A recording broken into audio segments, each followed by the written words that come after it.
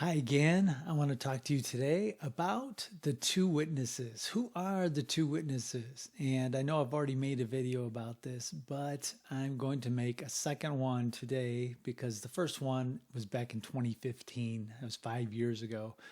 So I'm going to just update it with what is better sound technology and better picture, and I'll be able to share my Bible right online. It's a better interface I have now than I had back in 2015.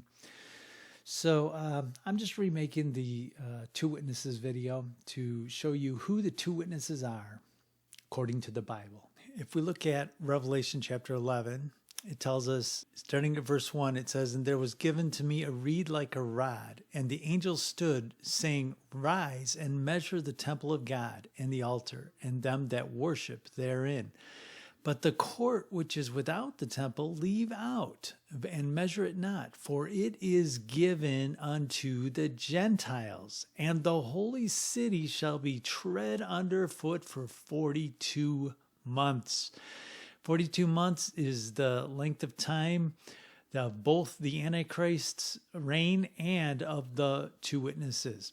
Because you'll see here in the next verse, verse 3, it says, I will give power unto my two witnesses, and they shall prophesy 1,260 days, clothed in sackcloth.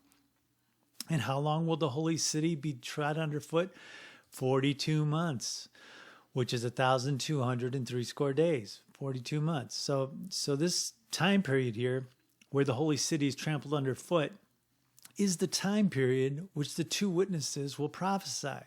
Now, these two witnesses are described to us here in verse 4 as being the two olive trees, the two candlesticks standing before the God of the earth.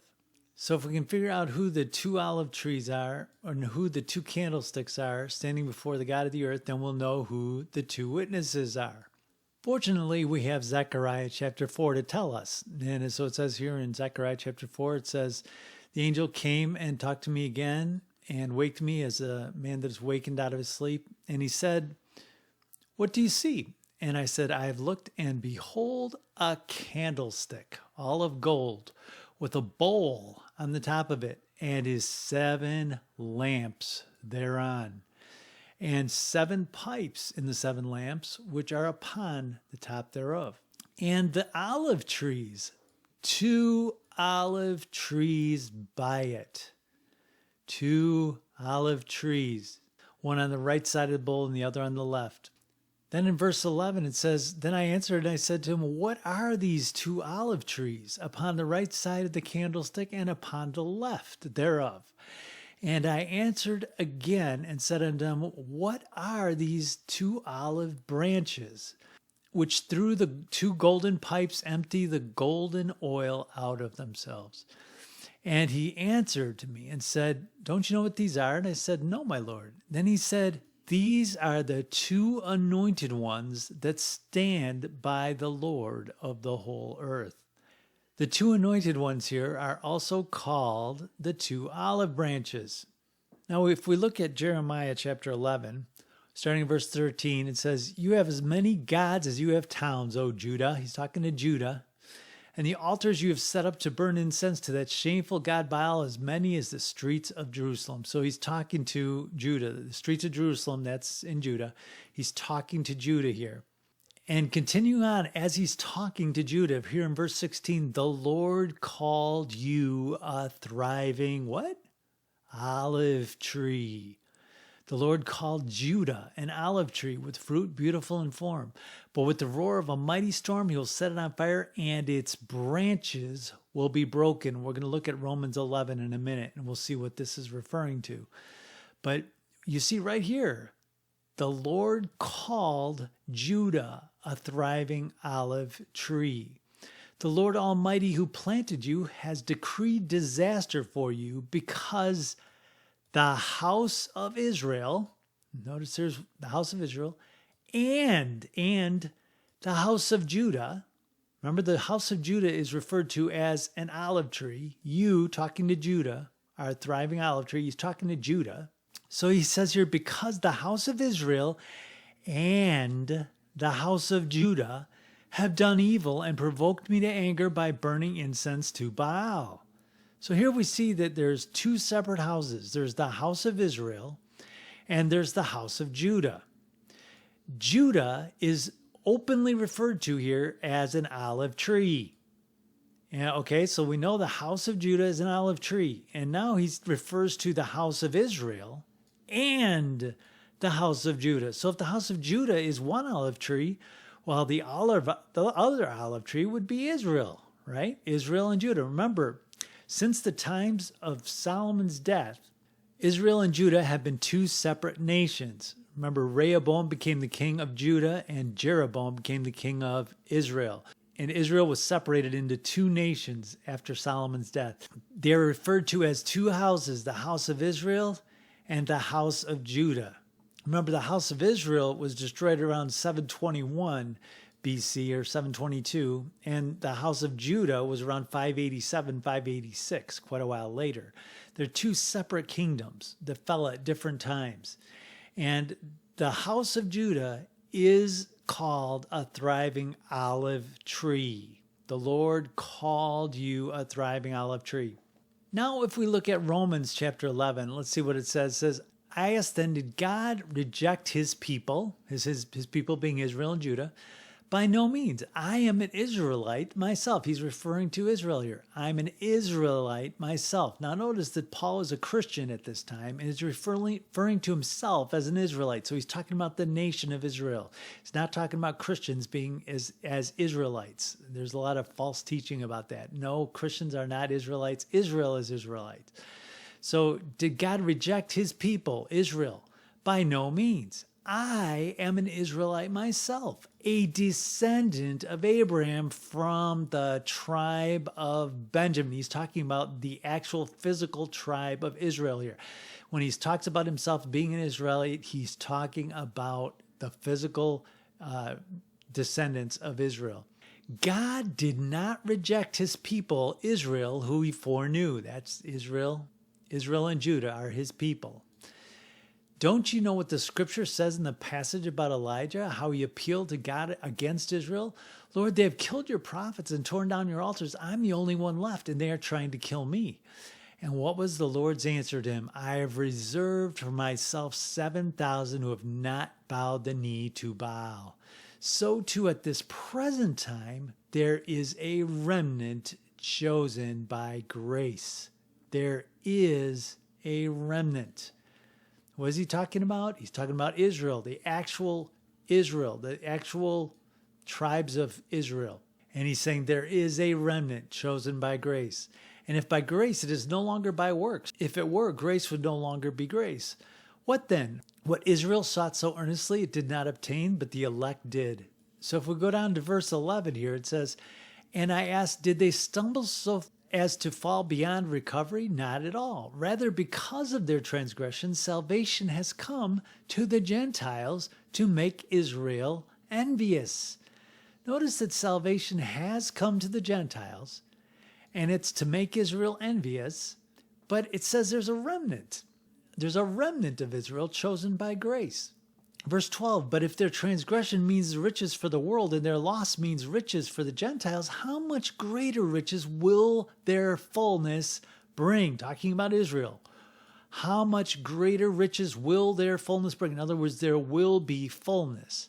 I am talking to you Gentiles. Now notice here, he's talking to the Gentiles. And as much as I am an apostle to the Gentiles, I make much of my ministry in hope that I may somehow arouse my own people. Who's that? He's of the tribe of Benjamin, right? To envy and save some of them. For if their rejection is the reconciliation of the world, what will their acceptance be but life from the dead? If the part of the dough offered as first fruits is holy, then the whole batch is holy. If the root is holy, so are the branches. So some of the branches have been broken off, and you, though a wild, what? Olive shoot, talking to the Gentiles. You, Gentiles, though a wild olive shoot, have been grafted in among the others, and now share in the nourishing sap from the olive root. Do not boast over those branches.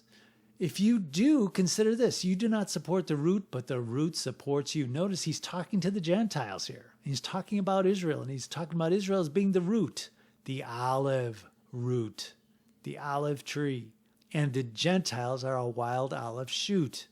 Then verse 19, you will say then branches were broken off. What did we see in Jeremiah? Branches broken off. He said that Judah would be broken off, Israel and Judah. So you then will say branches were broken off so I could be grafted in. Yes, that's true. Granted, verse 20. But they were broken off because of unbelief, and you stand by faith. Do not be arrogant, but be afraid. For notice here, but if the Lord did not spare the natural branches, remember he's talking about an olive tree. He's talking about an olive, the Gentiles are an olive shoot, and the root is an olive root. That's the tree. It's an olive tree. For if God did not spare the natural branches, he will not spare you either. Consider therefore the kindness and sternness of God, sternness to those who fell, but kindness to you, provided that you continue in his kindness. Otherwise you also will be cut off. And if they do not persist in unbelief, now he's talking about the Jews here, because he's talking to the Gentiles. Remember, he's talking to the Gentiles. So he says the Jews, they will be grafted in. For God is able to graft them in again. In other words, they were part of this olive tree and they could be grafted in. After all, if you were cut out of a what? An olive tree that is wild by nature, and contrary to nature were grafted into a cultivated olive tree. So the Gentiles here are wild by nature. Their olive tree is wild by nature. But here we notice that we were grafted into a cultivated olive tree. That would be the tribe of Judah, right? Jesus was from the tribe of Judah. So we were grafted into a cultivated olive tree. That would be Judah. How much more readily will these, the natural branches, be grafted into their own olive tree? Okay, how much more clear can you get here that Israel and Judah are olive trees and that we have been grafted in, Gentiles have been grafted into the olive tree that is Judah? Because remember, Jesus is from the tribe of Judah. So that's their olive tree, their own olive tree. The Jews can be grafted back in. They can be grafted back into their own olive tree. And then in verse 25, I do not want you to be ignorant to this mystery, brothers, so that you will not be conceited. Israel has experienced a hardening in part until the full number of the Gentiles has come in. What happens at the rapture? All of the Gentiles are gone, and the 144,000, that's the two witnesses, they get marked right after the rapture happens. We'll look at that in a minute. So you notice here, Israel has experienced a hardening in part. In other words, some Israelites still get saved even now. But they've experienced a hardening in part until the full number of Gentiles has come in. Because remember, Israel falling away has brought salvation to the Gentiles. And so all Israel will be saved. Well, is that true or isn't it? It says, all Israel will be saved. As it is written, the deliverer will come out of Zion. He will turn godlessness away from Jacob. When will that happen? At the rapture. The rapture, every eye will see Jesus. The deliverer will come. And Jesus Christ will appear in there. They will see, the Israelites will see their Messiah. Every eye will see him. And he will turn godlessness away from Jacob. The 144,000 will be sealed, and we'll look at that in a minute. And this is the covenant with them when I take away their sins. You talk about the Israelites. As far as the gospel is concerned, they are enemies on your account. But as far as election is concerned, they are beloved on the account of the patriarchs. For God's gifts and his call are irrevocable. Now, as far as the gospel is concerned, they're enemies on your account. Well, he's talking to the early church here, where they were being actually persecuted by the Jews. So they were enemies at that time. So yes, they were enemies on their account, to the account of the Christians of that time. But as far as election is concerned, they are loved on account of the patriarchs. For God's gifts and calls are irrevocable. just as you were at one time disobedient to God and have now received mercy as a result of their disobedience, the Jews' disobedience, so they too have now become disobedient in order that they too may now receive mercy as a result of God's mercy to you. For God has bound all men over to disobedience, so that he may have mercy on them all. So we have to remember that this is either true or it isn't. All Israel will be saved. The deliverer will come from Zion. He will turn godlessness away from Jacob. That's talking about the rapture. We can see that as plain as day in Revelation chapter 7. In Revelation chapter 6, we see the rapture happens. It says, I watched as he opened the sixth seal, and that's when the rapture happens. There's a great earthquake. All the dead in Christ rise first.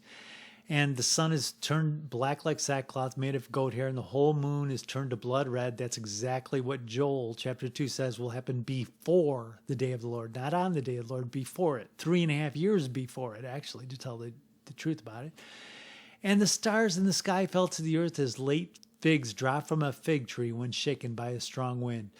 The sky receded like a scroll rolling up, and every mountain island was removed from their place. Then the kings of the earth, the princes, the generals, the rich, the mighty, and every slave and every free man hid in the caves and among the rocks and mountains. Once again, this is not the day of the Lord. The day of the Lord, these same generals are gathered to battle Jesus, because the Antichrist has had 3.5 years to get them to believe that he can defeat Jesus on the day of the Lord. So the kings of the earth and the generals who are gathered against Jesus on the day of the Lord, they're all hiding in the caves and among the rocks of the mountains. The mountains don't even exist on the day of the Lord. You'll see that there are no mountains on the day of the Lord. They're hiding in the caves and rocks of the mountains. And they call to the mountains and the rocks, fall on us and hide us from the face of who? Him who sits on the throne, and from the wrath of the Lamb. They see Jesus Christ. They see him. For the great day of their wrath has come. Who can stand? So they're saying, hide us from the face of him. In other words, they see him. He's seen that he's coming. This is the rapture right here. This is the rapture right here. Starting at verse 12, the sixth seal, this is the rapture. How do we know for sure? The very next chapter tells us.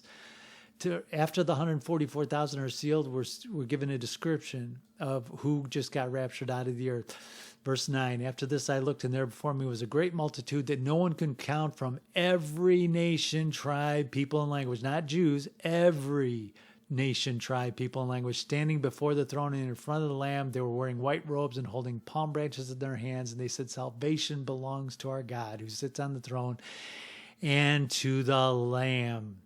And one of the elders asked me, these in white robes, who are they? Where did they come from? And I answered, sir, you know. And he said, these are they that have come out of great tribulation. The word the isn't there. If you look in the original Greek, the word the isn't there. They've come out of great tribulation. There's great tribulation that happens before the rapture. Then there's 3.5 years of the Antichrist's reign. There is no 7-year tribulation. That's a myth made up by people who don't understand the Daniel's 70 weeks of years. If you don't understand yourself, watch my video, the 70 weeks of years, and you'll understand there's only 3.5 years left. And those 3.5 years are documented in Revelation here. And it says, these are those who have come out of great tribulation. They have washed their robes and made them white in the blood of the Lamb. These are Christians. Therefore, they are before the throne of God and serve him day and night in his temple. And he who sits on the throne will spread his tent over them. Never again will they hunger. Never again will they thirst. The sun will not beat upon them, nor any scorching heat. For the Lamb at the center of the throne will be their shepherd. The Lord is my shepherd. I shall not want. He will lead them to springs of living water, and God will wipe every tear from their eyes. So this is obviously Christians. There's no doubt about it. This is Christians. This is Christians here that just got raptured out of the earth. Right after the rapture happens in chapter 6, we see in chapter 7 that the church is in heaven, starting in verse 9 here. But right before that, we see right after the rapture, it says, I saw 4 angels standing at the 4 corners of the earth, holding back the 4 winds on the earth to prevent any wind from blowing on the land or the sea or any tree. Then I saw another angel coming up from the east, having the seal of the living God. He called out in a loud voice to the 4 angels who had been given power to harm the land and the sea and said, "Do not harm the land or the sea or the trees until we put a seal on the foreheads of the servants of our God." Then I heard the number of those who were sealed, 144,000 from who? From all the tribes of Israel. What's the first tribe mentioned? From the tribe of Judah. 12,000 were sealed. Who are the 2 witnesses? The 2 olive trees are Judah and Israel. Judah is one, the house of Judah and the house of Israel. Those are the 2 olive trees and the 2 lampstands that stand before the Lord. So from the tribe of Judah, 12,000. From the tribe of Reuben, 12,000. From Asher, 12,000. All these tribes of Israel, 12,000 from each.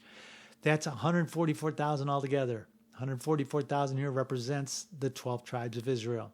And remember, 12 is the number of completion. So 12,000 here would be a number of completion, the completed Jews.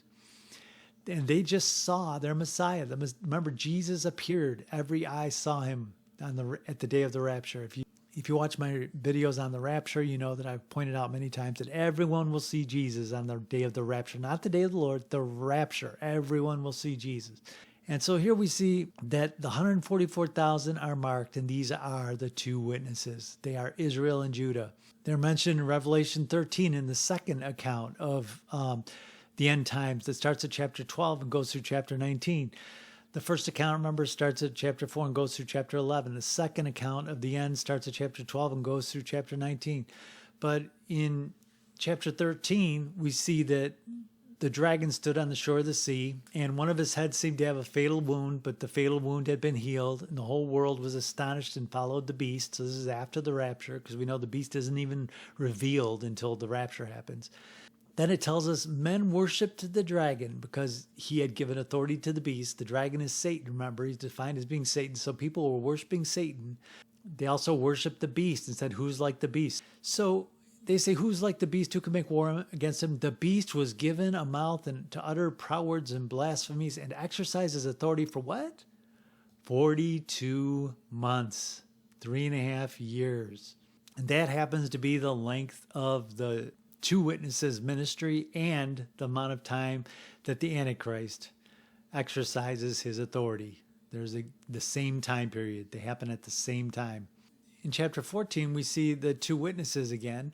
We see that I looked, and there before me was the Lamb standing on Mount Zion, and with him 144,000 who had his name and the name of his Father written on their foreheads. These are the 144,000 who got sealed, the 2 witnesses.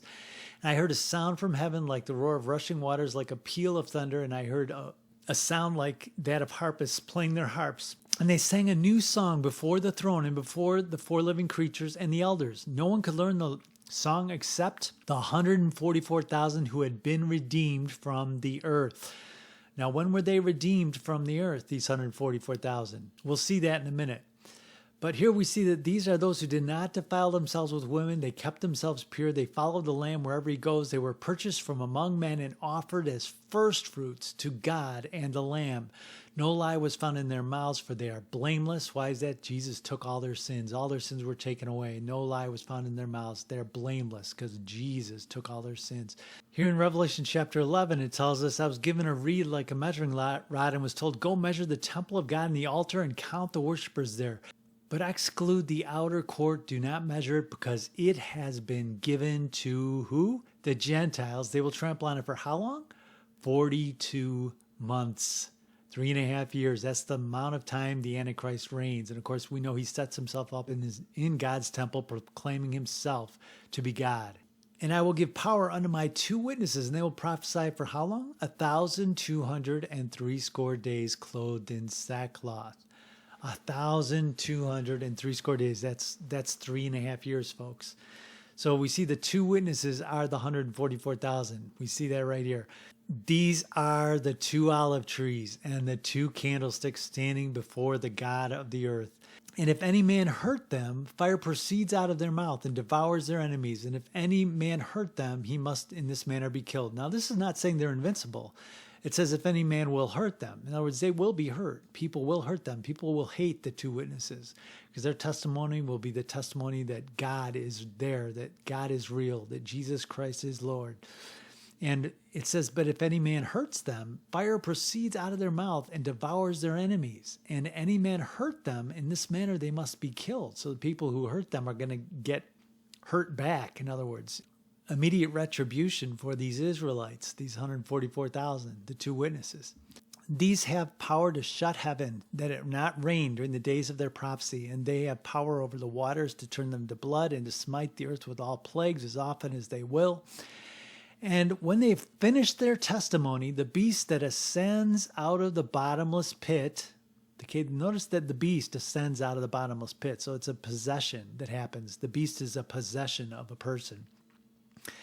He shall make war against them and shall overcome them. They were redeemed from the earth. We'll see in a minute. So the two witnesses, the 144,000, are overcome by the beast and they're killed. And their dead bodies lie in the street of where? The great city, which spiritually is called Sodom in Egypt, where also our Lord was crucified. Where is that? That's Jerusalem. So the street of the great city, that's Jerusalem. Their dead bodies, well, that means they're the 144,000, right? These are the two witnesses it's talking about. And they're the two olive trees and the two candlesticks. That's Israel and Judah. The two olive trees, the two candlesticks, that's Israel and Judah, the 144,000. Their dead bodies shall lie in the street of the great city, Jerusalem. And they of the people and kindreds and tongues and nations shall see their dead bodies 3 days and a half, and shall not suffer their dead bodies to be put in graves. And they that dwell on the earth shall rejoice over them and make merry. Why? Because these two witnesses, remember, even though they were hurt by people who hated their ministry, that God is real, that Jesus Christ is Lord, even though people hated them, they devoured their enemies. And so the people of the earth, they hated them because they were a sign that God was real. And so they rejoice over them and make merry, and it's a sign that the beast can overcome God on the day of the Lord. To them, this is a sign that, hey, when Jesus returns, the beast is going to destroy Jesus, and that's what they think. These people actually are on the side of the beast. They believe the beast, and they believe that the Antichrist, the beast, and his Lord Satan, they believe that they will win on the day of the Lord. And so those who dwell on the earth will rejoice and make merry, and shall send gifts to one another, because these two prophets tormented them that dwelt on the earth. Israel and Judah, the 144,000, tormented those who dwell on earth. How did they torment them? They told the truth. And if people hurt them, fire came out of their mouths and devoured their enemies. They shut up heaven so it would not rain during the time of their prophecy. I mean, they caused damage because the people were not turning to God. But after 3.5 days, the Spirit of life from God entered into them, and they stood upon their feet, and great fear fell upon them which saw them. And they heard a great voice from heaven saying to them, Come up hither. And they ascended up to heaven in a cloud, and their enemies looked on. They beheld them. They looked on. And the same hour, there was a great earthquake. We see this also. This is told to us later on in Revelation in the second account. But there was a great earthquake, and a tenth part of the city fell. And right after this comes the day of the Lord. We know this is the second woe, and then the third woe, that's the day of the Lord. Right then is the day of the Lord happens right after the two witnesses are raptured up and are brought up before God, and they ascend up to heaven in a cloud, and their enemies look on. So here we see that the Lamb standing on Mount Zion, with him 144,000, having his Father's name written on their foreheads, and they sung a new song before the throne and before the four beasts. They're in heaven now. They're in heaven. They got raptured out of the earth at this point in chapter 14 of this second account. And no man could learn the song but the 144,000 which were redeemed from the earth. This is the 144,000. They were redeemed from the earth. Well, that's exactly what happened to the 144,000. A great voice from heaven said, Come up hither, and they ascended up to heaven in a cloud while their enemies beheld them. They were redeemed from the earth. So we can see as plain as day here that the 144,000 are the two witnesses, and they are Israel and Judah. Israel and Judah are the two olive trees. And that makes total sense, because in Daniel chapter 9, where we see the 70 weeks of years, we see that 70 weeks of years are determined upon thy people and thy holy city. He's talking to Daniel, and his people were Israel and Judah. Those were Daniel's people. He was of Judah, of the tribe of Judah, and that was of Israel. Judah and Israel were his people, and your holy city, that's Jerusalem. That's what the 70 weeks of years are for. All 490 years are for Israel and Judah. So it makes perfect sense that after Jesus died 3.5 years into his ministry, which is the first 3.5 years, he caused sacrifice and oblation to cease in the midst of the week, 3.5 years into that last week of Daniel. He confirmed the covenant with many for 1 week, and in the midst of the week, in other words, 3.5 years into Jesus' ministry, he caused the sacrifice and oblation to cease. He got rid of the sacrifice. He became the one-time sacrifice. So Jesus caused sacrifice and oblation to cease. And for the overspreading of abominations, they shall make it desolate. That's the sacrifice that they continued to make. So it was a desolated sacrifice, and it was an abomination that they continued to do. The Jews continued to do the sacrifice after Jesus rose from the dead, and he actually did away with sacrifice and oblation. He caused it to cease. But they continued to do the desolated sacrifice even until the consummation, the destruction of Jerusalem in 70 AD, and that determined shall be poured upon the desolate. That's those who make the desolated sacrifices. So here we see that the first 3.5 years were Jesus' ministry, and there were 3.5 years left. And every one of those years were for Israel and Judah and Jerusalem. And wouldn't you know, the last 3.5 years are all for Israel and Judah and Jerusalem. And they're the two witnesses. Israel and Judah are the two witnesses, and there's the 144,000, and they are the last 3.5 years of Daniel's 70 weeks of years. And right after that, after their testimony is over, comes the day of the Lord. So I hope this helped people understand the two witnesses, who they are. And Israel and Judah are the two olive trees. They are the two lampstands and the two olive trees that stand before the Lord. They are the two witnesses, the 144,000, and they are the last 3.5 years of Daniel's 70 weeks of years. They're for Israel and Judah. All 70 weeks of years are for Israel and Judah, and that last 3.5 years is the two witnesses ministry. So thanks for watching.